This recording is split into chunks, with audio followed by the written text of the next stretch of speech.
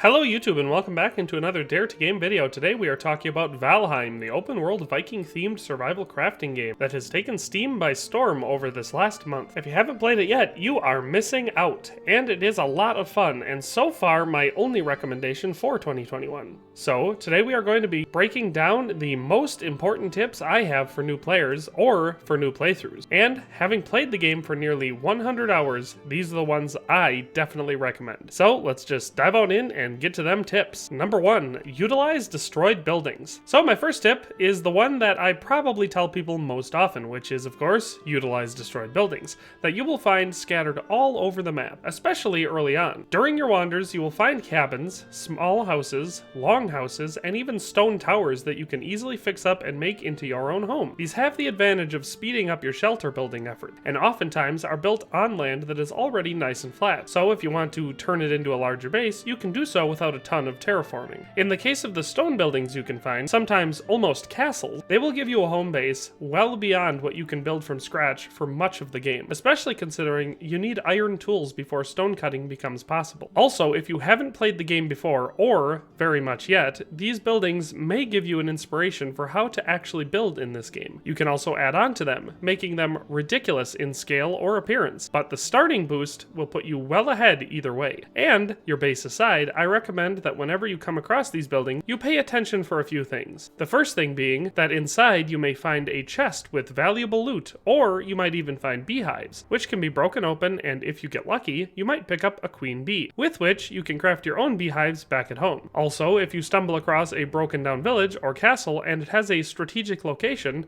maybe fix it up as an exploration base or a hunting cabin. It comes in handy having various refuges across the map in this game. So, when you first start a new playthrough, don't immediately start cutting down trees and building a house from scratch. Explore a little bit. Find a building in an area that you want to build in and fix it up. It will save you time, effort, and resources, and get you undercover much quicker. Number 2, choose the biome for your home base carefully. So, you can build wherever you want in this game. Literally. There are multiple biome types, and you can build in all of them. You start out in a meadow, and if you explore, you will find mountains, which are cold and snowy and infested with wolves and ice-breathing drakes. Then there are the black forests, which are loaded with trolls, grey dwarfs, and skeletons. Then there are the swamps, which are full of draugrs, skeletons, blobs, and flamey boys. And there are the plains, which come with deathsquitos, little green ghouls, and the banthas from Star Wars. And if you so choose, you can make a base in each and every one of these biomes. But why?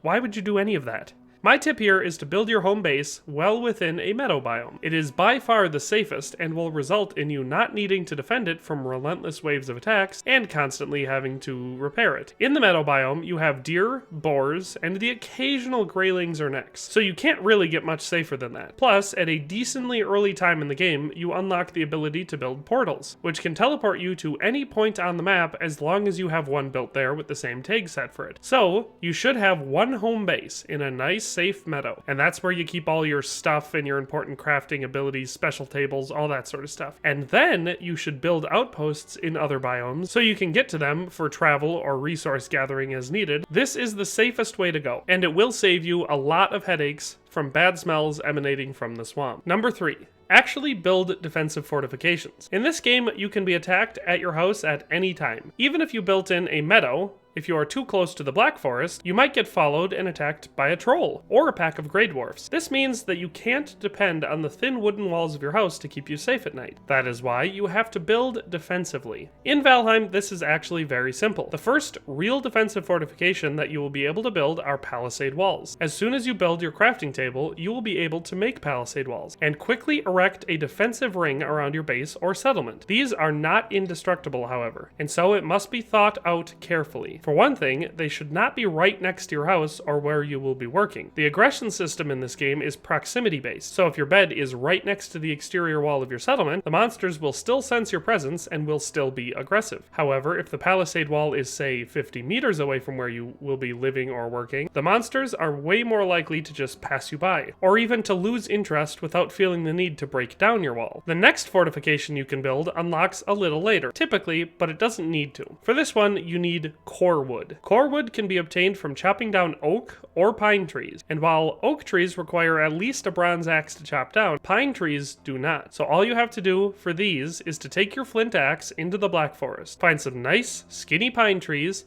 and chop them down. Once you have collected core wood, you will unlock the ability to build wooden defensive hedgehogs, and then you can line your entire base with these bad boys. Be careful, because walking into them will damage you as well. However, these deal a ton of damage to enemies that just walk into them, typically killing most enemies immediately. So, for an added layer of defense, just build a ring of these spikes around the outside of your palisade, and you will be all set. Finally, we'll talk defensive landscaping. So, if you had defenses on the mind when starting your settlement, you probably chose an area with steep slopes on at least one or two sides, but preferably on at least 3 of its sides. If you did that, your defenses are, for the most part, already taken care of. All non-flying beasts in this game follow the laws of physics, and cannot simply run or walk up a steep grade like a cliffside. So as long as your base is elevated high enough that they can't simply bash it with their clubs, think trolls for this portion, you are nearly untouchable. You do, however, want this elevation to be coming from landmass, as building a tower or using foundations to elevate yourself will not work the same way, as they can be easily destroyed, whereas enemies do not seem to be able to damage the ground in this game. So in summary, if you want to have a safe base, make sure the outer walls are far enough away from your building, then you line the outside with spikes, and you build it on a steep hill or mountain, or if you can't do that, dig a moat with your pickaxe. Then you could even add insult to injury by filling the moat with spikes. Number 4,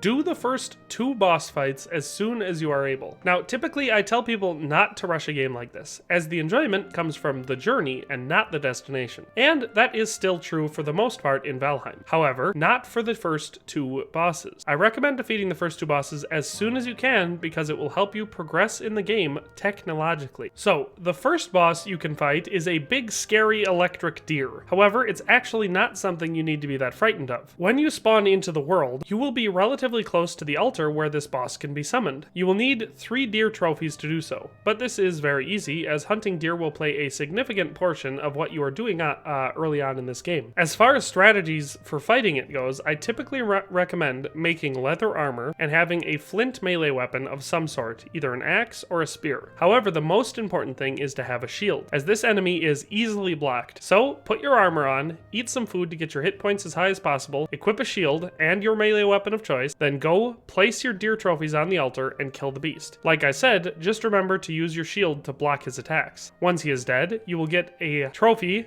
and hardened deer antlers, which you can use to make your first pickaxe. This is the one and only way to get your first pickaxe, so I don't recommend waiting too long to do it if you want to advance technologically. The second boss is a similar story. However, for this one, I recommend bronze armor and a fine wood bow and as many burning arrows as you can make. This beast is best to kill from a distance, and burning is the most effective attack against him because he is a big tree. To summon this beastie boy, you will need ancient seeds, which can be gathered by destroying grey dwarf nests. You will once again need 3 of these. Once you have killed this boss, who is called the Elder, you will get a swamp key. This key will allow you to go into swamp catacombs, which can be found in most large swamp biomes. You will be able to bring your pickaxe to these and mine the gross blobs blocking each passage for scrap iron metal, which can be smelted into iron ingots and will unlock iron tools and technology for you. So, those are the reasons I recommend doing the first 2 boss fights as soon as possible, as it will allow you to actually progress technologically. First to bronze armor, weapons, and equipment, and then to iron. After that, feel free to take your time and go through the remaining boss fights at your own pace. Number 5.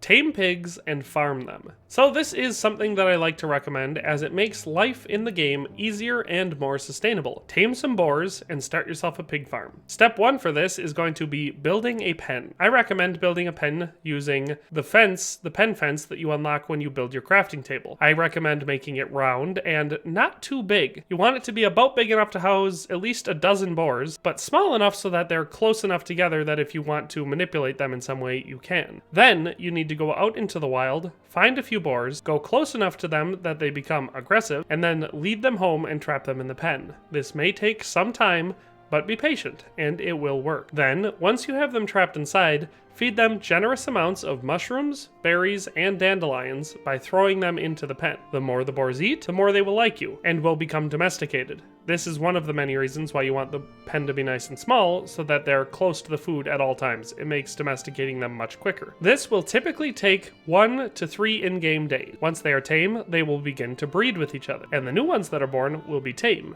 and the breeding will continue on like that. You can then slaughter them at your own discretion for an endless supply of meat and leather scraps, 2 items which you will always need at any point in the game. I also recommend building a palisade around the pen if it is not enclosed within your settlement, and lining the outside of the palisade with spikes, as sometimes various beasts will attempt to break in and kill your pigs, so you must protect them like any other resource. But that is actually all 5 of the top tips I have for beginners in Valheim. There is obviously a lot more to this game than I have disclosed within this video, but if you follow these basic rules, you will find the game to be straightforward and enjoyable, while saving yourself a lot of headaches and growing pains figuring everything out for yourself. In any case, I hope you enjoyed this video and found it useful. But either way, thanks for watching and have a nice day, and I'll see you next time. Thanks for watching another Dare to Game video. If you liked this video, please leave a like and a comment. If you haven't already, be sure to subscribe to the channel. If you like my content and would like to support this channel, consider becoming a member today for as little as $1.99 a month. It makes a huge difference. But in any case, thanks for watching and have a nice day. I'll see you next time.